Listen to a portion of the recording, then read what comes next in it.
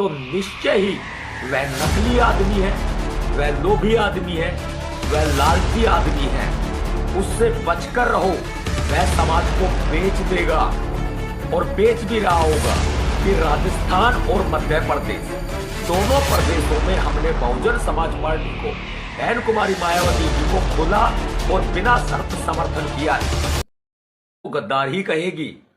ध्यान रखना, मान्यवर साहब काशीराम जी ने बहुजन समाज पार्टी का निर्माण करते हुए साफ तौर पे कह दिया था कि मेरे जाने के बाद मेरा नाम लेकर के, नीला झंडा लेकर के आएंगे। लेकिन कोई भी व्यक्ति मेरा नाम लेके और नीला झंडा लेके आपके बीच में आए तो उस झंडे पर हाथी का निशान देख लेना है या नहीं है।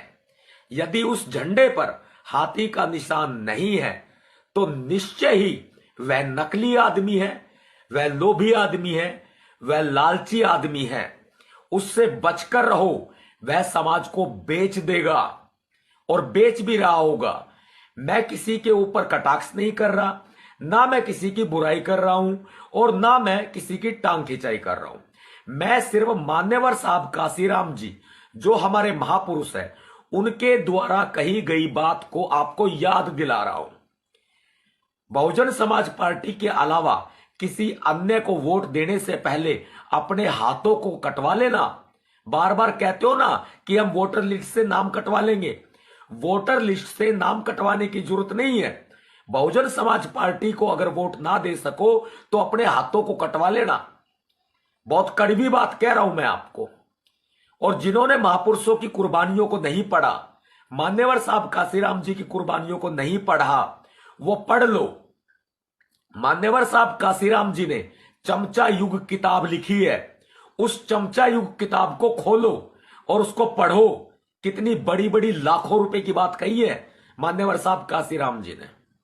यह बात मुझे आपको बतानी थी और मैंने भरपूर तरीके से आपको बात बताई। अब मेरी बात सुनिए ध्यान से।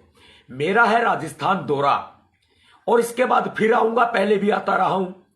और मैंने आपको बताया है कि राजस्थान और मध्य प्रदेश दोनों प्रदेशों में हमने बहुजन समाज पार्टी को, बहन कुमारी मायावती जी को खुला और बिना शर्त समर्थन किया है। बहन कुमारी मायावती जी और बहुजन समाज